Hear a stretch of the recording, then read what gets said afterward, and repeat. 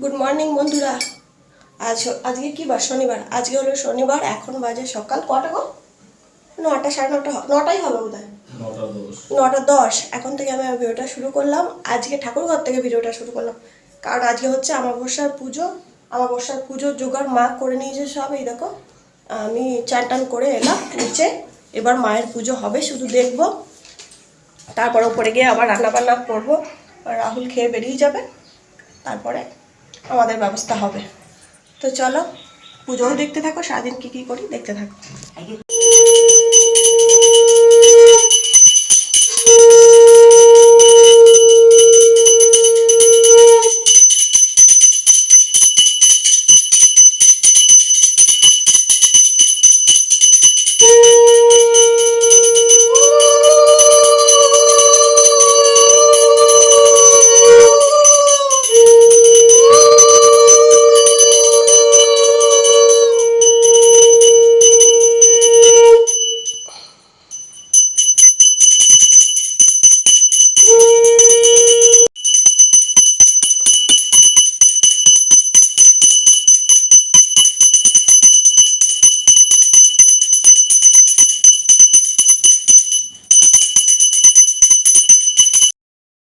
হয়ে গেল।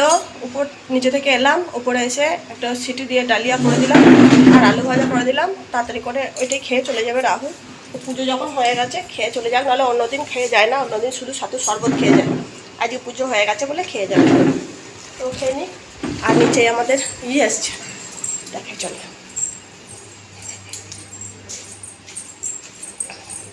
রান্নাঘরে কাজ হবে, অনেকদিন আগে বলেছিলাম না ভিডিওতে যে আমার রান্নাঘরটার কাজ হবে, তাই রান্নাঘরের জন্য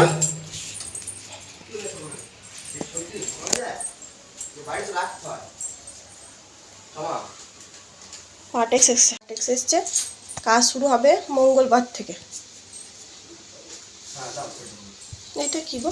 এটাও কাটবে না। এরকম এটা একটা এসছে, জানি না কি হবে। দিলাম তোকে। এ দেখো, প্রসাদ নিয়ে চলে এলাম। প্রসাদ খাচ্ছি। এবার মুড়ি খাওয়ার কিছু করবো।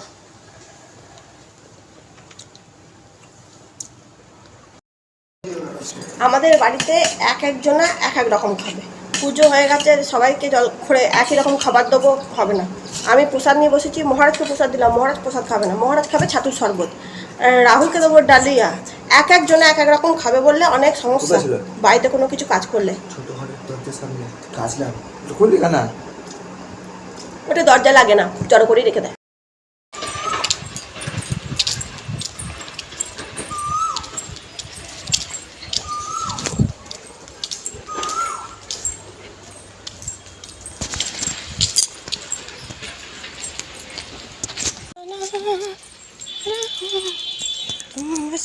দেখো আমাদের যেখানে দোকানের সামনেটা এরকম খুব সুন্দর লাগছে। রোদের পরে সবুজ সবুজ সব কিছু। অনেক দিন মানে সবুজে ঘেরা সব কিছু দেখিনি, সবে ধান চাষ করে দিয়েছে। ভালো লাগছে, খুব সুন্দর লাগছে। আর এসেছি দেখো মুদিখানার দোকান নিতে। তো উনি খাচ্ছে বলে আমি একটু দাঁড়িয়ে আছি, দেওয়া হয়ে গেলেই চলে যাব। বাবা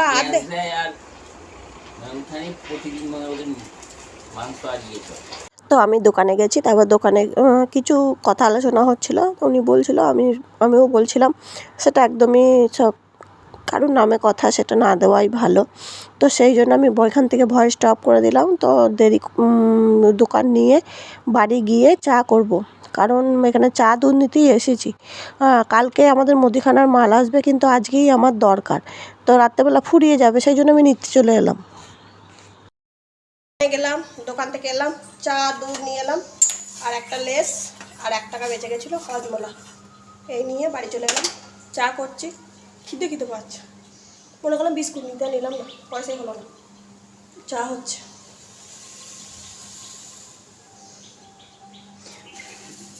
কর্তামশাইকে বললাম 100 টাকা দিয়ে যাও। মনে করলো বোধহয় আমার বউর কাছে অনেক টাকা থেকে যাবে।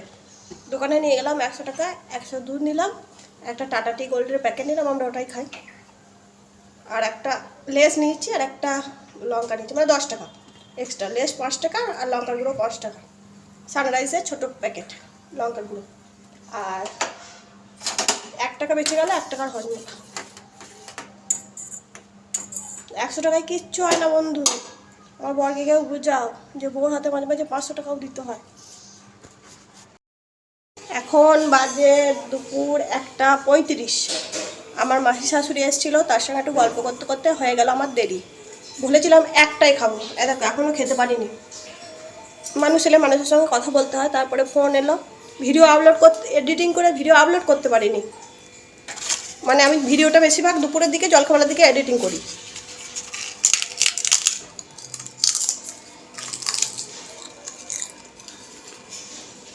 পাঁপড় ভাজা,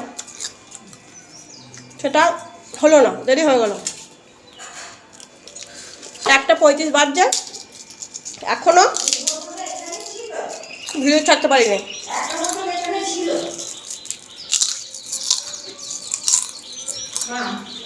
তুমি আবার কল চালিয়ে দাও গা, বোতলটা ভরে নিয়ে আনবো গা।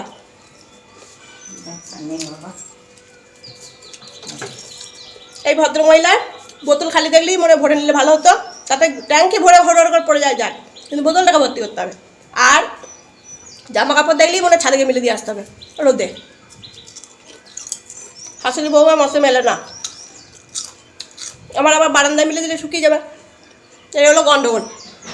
গন্ডগোল কিছু নেই, চলে যাবে।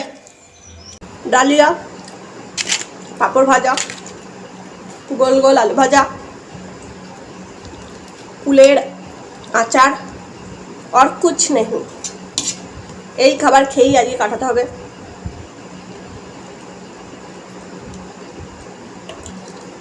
ফুলকপি এসব পেলাম না, তাহলে দিতাম।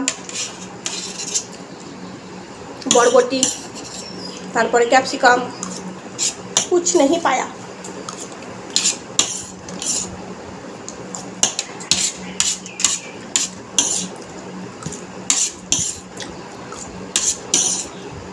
চলো খেয়ে নি।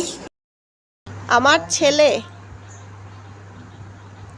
এসি চালিয়ে দুপুরবেলা শোয়ার জন্য খুব বলে।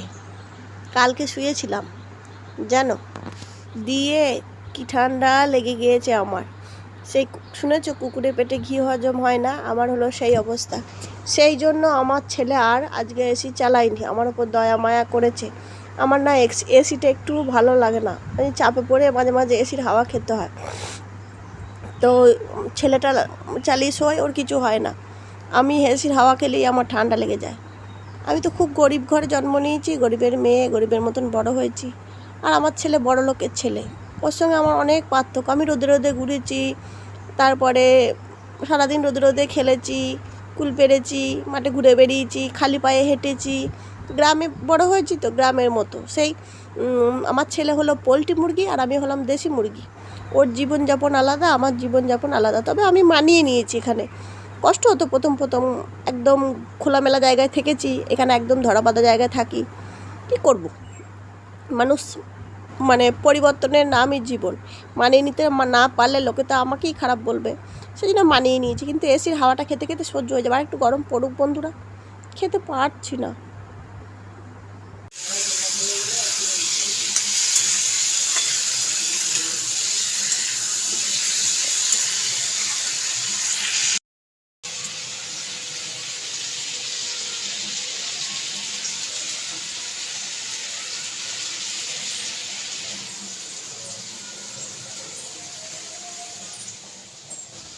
তরকারি চাপিয়ে দিলাম, কুমড়ো আলুর তরকারি হচ্ছে, আর রুটি কিনে নিয়ে এসছে। আর এই দেখো বিছানায় সব পড়ে আছে, এগুলো গুছাবো।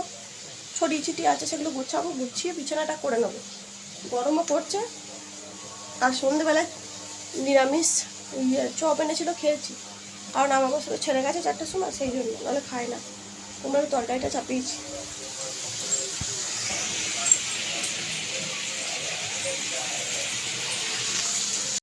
তরকারি সব থালায় থালায় দিয়ে দিয়েছি। আমার ছেলে মুখে দিয়ে বলছে, মা তরকারিতে হেভি হয়েছে, সবাই খেয়ে দেখো। আমি বলছি কেন?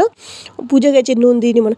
আচ্ছা নুন দিইনি, বলছে যে না নুন দাওনি। দিয়ে আমি আবার তরকারি তুলে নিলাম, দিয়ে আবার সব নুন দিলাম। জানি না আমার ভিডিওটা আজকে কতক্ষণের হয়েছে, তবু আজকে শেষ করে দিচ্ছি ভিডিওটা। সবাই ভালো থেকো, সুস্থ থেকো, নিজেদের শরীরে খেয়াল রেখো, আমার পাশে থেকো। এই ভিডিওটা যাবে সোমবার, কালকে রবিবার আমি কোনো ভিডিও দিই না, যাবে সোমবার, এডিটিং করে রেখে দেবো। আর আজকের ভিডিওটা হলো শনিবারের, কিন্তু রবিবারে আমি কোনো ভিডিও দিই না। আর দুপুরে ভিডিও ছাড়তে আমার খুব দেরি হয়ে যাচ্ছে, এডিটিং করতে গিয়ে দেরি হয়ে যাচ্ছে আর দেরি হয়ে যাচ্ছে। তো চেষ্টা করবো টাইম মতো ভিডিও ছাড়ার, কারণ টাইম মতন কাজ করলেই ইউটিউব আমার ভিডিও সাজেশনে পাঠাবে, না হলে নয়। তো চলো দেখতে থাকো।